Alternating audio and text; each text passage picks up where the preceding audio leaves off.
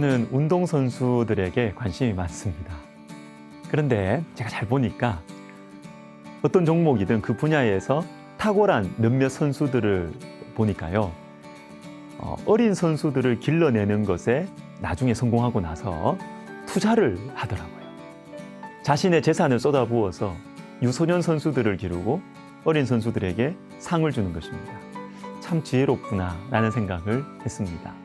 다음 세대를 위해서 시간과 물질을 투자하는 것은 귀한 일입니다.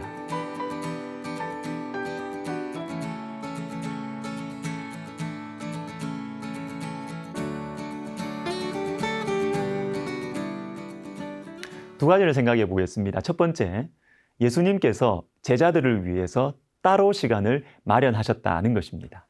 마가복음 9장 30절 31절에 예수께서 아무에게도 알리지 아니하시니 이는 제자들을 가르치시며, 예수님께서 아무에게도 알리지 않으신 이유가 뭐냐면 제자들을 가르치시기 위해서, 제자들을 위해서 시간을 따로 내시는 것입니다. 여러분, 함께 꿈을 꾸는 사람, 미래를 나를 이어 맡을 사람들, 가까이에 있는 이 다음 세대들을 위해서 시간을 내는 것이 필요합니다.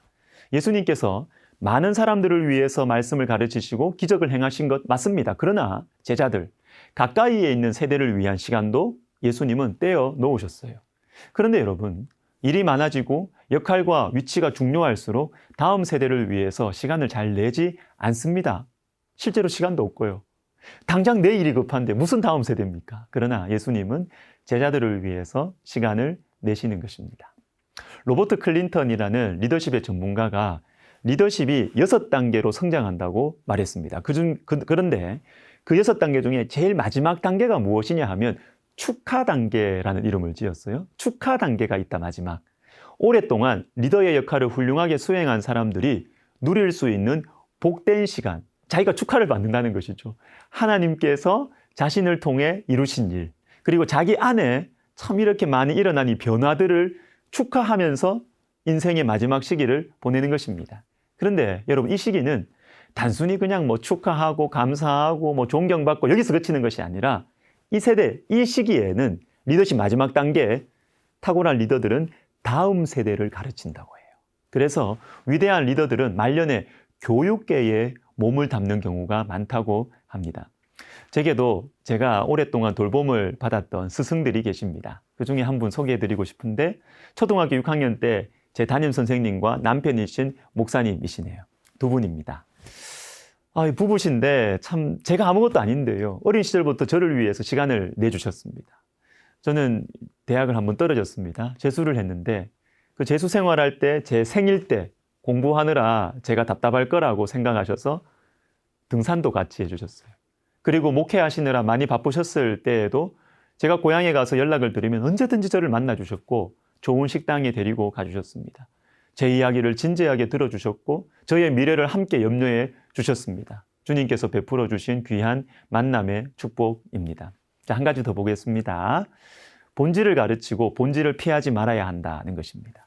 예수님께서 제자들을 위해서 따로 시간을 내셔서 가르치시는데 무엇을 가르치시느냐 하면 9장 31절에 인자가 사람들의 손에 넘겨져 죽임을 당하고 죽은 지 3일 만에 살아나리라는 것을 말씀하셨기 때문이로라. 제일 중요한 걸 가르치시는 거예요. 십자가와 부활. 예수님 이 땅에 오신 이유, 그 본질을 가르쳐 주십니다. 그런데 제자들은 이걸 피합니다. 본질에 관심이 없어요. 32절에 그러나 제자들은 이 말씀을 깨닫지 못하고 묻기도 두려워하더라.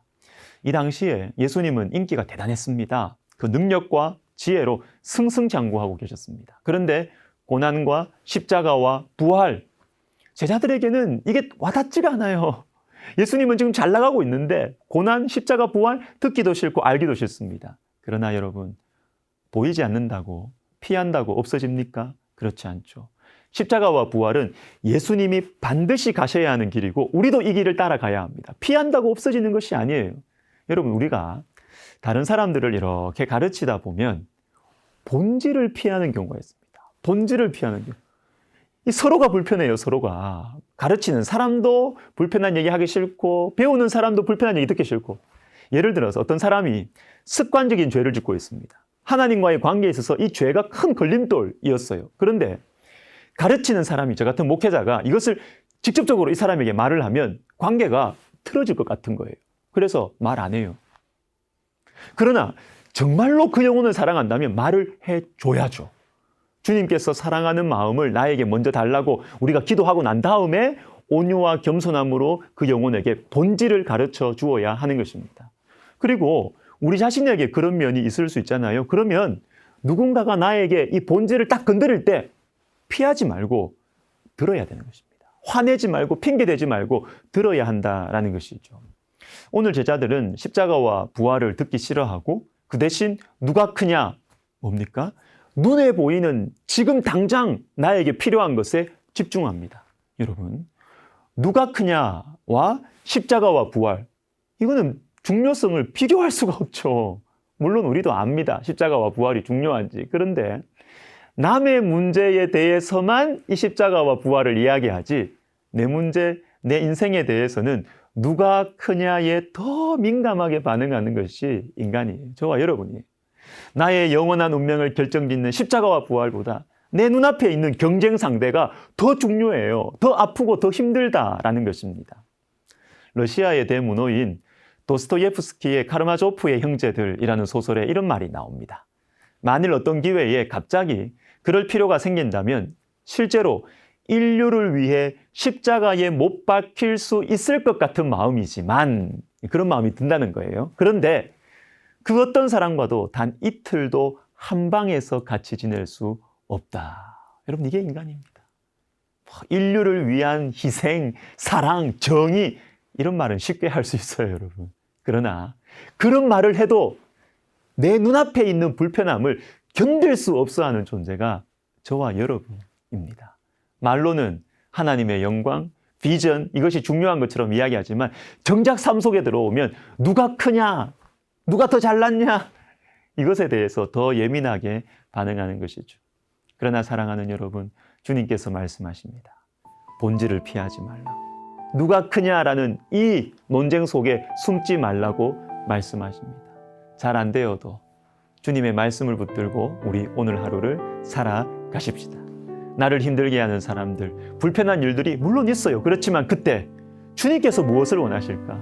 주님의 복음을 위해서 내가 무엇을 해야 할지를 고민하고 기도하면서 순종의 한 걸음을 내디뎌 봅시다. 주님께서 도와주실 것입니다. 기도하겠습니다. 하나님 아버지, 감사합니다. 주님, 우리에게 본질을 회피하지 아니하고 우리 주님을 사랑하고 주님을 따라가고 주님을 본받는 것에 집중하는 참으로 행복하고 실속 있는 삶을 살아가게 하여 주시옵소서. 주님, 우리가 주님 앞에 붙들고 주님 앞에 기도할 때 주의 성령을 우리에게 부어 주시옵소서. 예수님의 이름으로 감사하며 기도하옵나이다. 아멘.